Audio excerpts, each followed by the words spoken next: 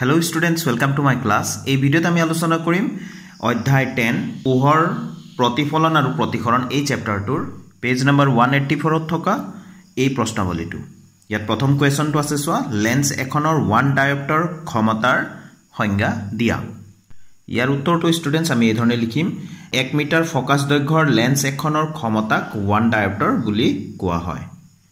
অৰ্থাৎ 1 ডায়োপ্টাৰ ডায়োপ্টাৰক আকৌ capital D ৰে বুজোৱা যায় হেকাৰণে 1d মানে অৰ্থাৎ 1 ডায়োপ্টাৰ মানে m ৰ ওপৰত -1 m ৰ পাৱাৰটো -1 দিয়া আছে মানে আমি কেনেকৈ পঢ়িম 1 মিটাৰ।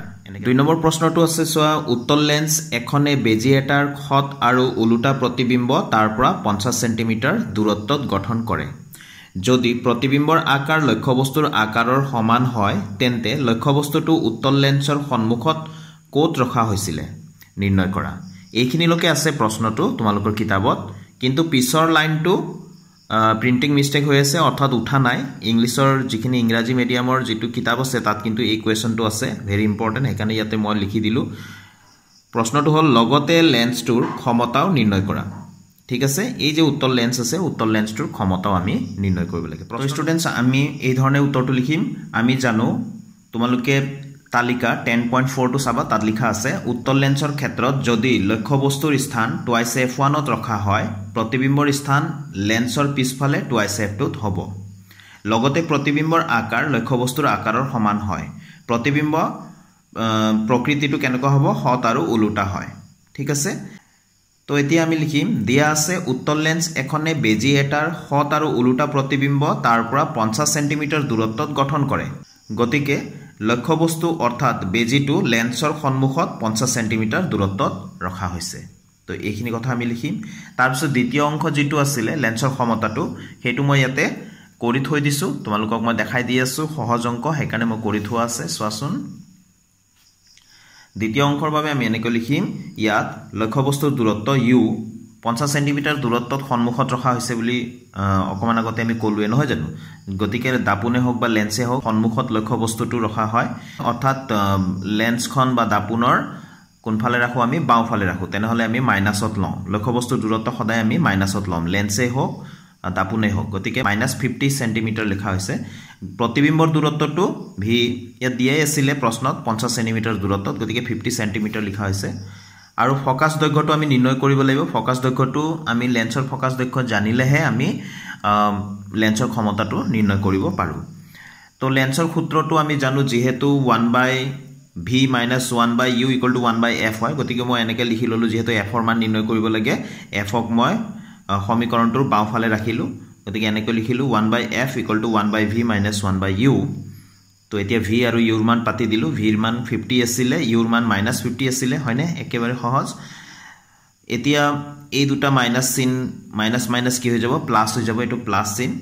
যদি দুইটাৰ ভগ্নাংশৰ হৰ যদি একে থাকে তেনেহলে আমি লসাগু এইটোৱে হ'ব আৰু ওপৰত একে যদি হৰ থাকে ওপৰৰ দুটা প্লাস থাকিলে ডাইৰেক্ট প্লাস কৰিম মাইনাস থাকিলে ডাইৰেক্ট মাইনাস কৰিম গতিকে এটো প্লাস আছে 1 + 1 2 হৈ গল। তো 2 ৰে 50 কামি কটাকটি কৰিলে ওপৰত 1 হ'ব 2 × 2 আৰু 2 25 × 50 হয়নে হেতু কি ইয়াত লিখা হৈছে সোৱাচোন 1/f এটো 1/f এফালে আছে সমান চিনৰ তলে তলে সমান চিন দিছো ইয়াৰ পৰা আমি কি পালো 1/25। এতিয়া সোৱা ইয়াত লিখিলো এতেকে f অৰ্থাৎ 1/f = 1/25 গতিকে f মানে কিমান হ'ব 25 গটিখিনি সেন্টিমিটাৰত আছিল গতিকে সেন্টিমিটাৰত পালো। কিন্তু লেন্সৰ ক্ষমতাটো উলিয়াবলৈ হলে ফোকাস দৈৰ্ঘ্যটোক আমি মিটাৰলৈ নিব লাগিব গতিকে সেন্টিমিটাৰক মিটাৰলৈ নিবলৈ হলে 1 ৰে হৰণ কৰিব লাগিব 1 ৰে হৰণ কৰাৰ লগে লগে সেন্টিমিটাৰটো মিটাৰলৈ পৰিৱৰ্তন হৈ গল। ঠিক আছে তো 25/100 মানে হৈ গল 100 ৰে 25 ক হৰণ কৰিলে তুমি পাবা 0.25 মিটাৰ 0.25 ঠিক আছে আৰু মিটাৰটো আছে মিটাৰ দি দিলো। আমি জানো লেন্সৰ ক্ষমতা p মানে হৈ গল 1/f হয়নে গতিকে লিখি দিছো এতেকে লেন্সখনৰ ক্ষমতা p = 1/f অৰ্থাৎ f ৰ মানটো আমি পাইছিলো 0.25 গতিকে এটো 1 to 1 এ হল f ৰ মান আমি পাতিলো 0.25 ঠিক আছে। তো 100 ৰে আমি লব আৰু হৰত পূৰণ কৰি দিয়াৰ লগে লগে 100 × 100 হৈ গল 100 * 1 = 100 100 ৰে 0.25 ক পূৰণ কৰাৰ লগে লগে দশমিকটো উঠি গল 25 হৈ গল 25 ৰে 100 ক হৰণ কৰিলে আমি কিমান পাও 4 পাও। গতিকে লেন্সখন যেহেতু উত্তল লেন্স আছিল আৰু ইয়াতে আমি যেহেতু ঋণাত্মক নাই ধনাত্মক পাই আছো গতিকে ধনাত্মক 4 লিখিছো d অৰ্থাৎ উত্তল লেন্স যে হয় উত্তল লেন্সৰ ক্ষমতাটো সদায় ধনাত্মকতে আহে। ঠিক আছে গতিকে 4D লিখিলে হল বা +2 দিছো মানে উত্তল লেন্স বুলি বুজাইছো আমি গতিকে এই যেটো লেন্স দিয়া আছিল সেই লেন্সৰ ক্ষমতাটো হৈ গল +4D তো স্টুডেন্টস তোমালোকে নিশ্চয় বুজি পাইছা question number 2 two very important question হয় দুইটা কোৱেশ্চন ইয়াৰ গুটেকেটা কোৱেশ্চনে ভেৰি ইম্পৰ্টেন্ট হয় এবাৰ কোৱেশ্চন নম্বৰ 3 লৈ আহিলো 2 মিটাৰ ফোকাস দৈৰ্ঘ্যৰ অবতল লেন্স এখনৰ ক্ষমতা নিৰ্ণয় কৰা তো এতিয়া লেন্সটো কেনেকুৱা আছে অবতল লেন্সৰ সদায় মনত ৰাখিবা ফোকাস দৈৰ্ঘ্যটো বা পাৱাৰটো সদায় মাইনাসত হ'ব লাগিব ফোকাস দৈৰ্ঘ্যটো প্ৰথমতে লওঁ ফোকাস দৈৰ্ঘ্য ইয়াতে দিয়া আছে 2 মিটাৰ আৰু লেন্সটো কি দিয়া আছে অবতল লেন্স গতিকে অবতল লেন্সৰ ফোকাস দৈৰ্ঘ্যটো আমি লিখোতে -2 মিটাৰ বুলি লিখিম এসো স্টুডেন্টস আমি লিখি দিলো যেহেতু লেন্সখন অবতল গতিকে ফোকাস দৈৰ্ঘ্য f = -2m বুলি লিখি ললো এবাৰ আমি লিখিলো যেহেতু লেন্সৰ ক্ষমতা p = 1/f ফৰ্মুলাটো আমি মনত ৰাখিব লাগিব লেন্সৰ ক্ষমতা p ৰে বুজোৱা যায় সমান কি হয় 1/f হয় তো আমি ইয়াত লিখিম 1/f মানে কিমান আছিল -2 হয়নে আৰু তলত m তো -2m আছিল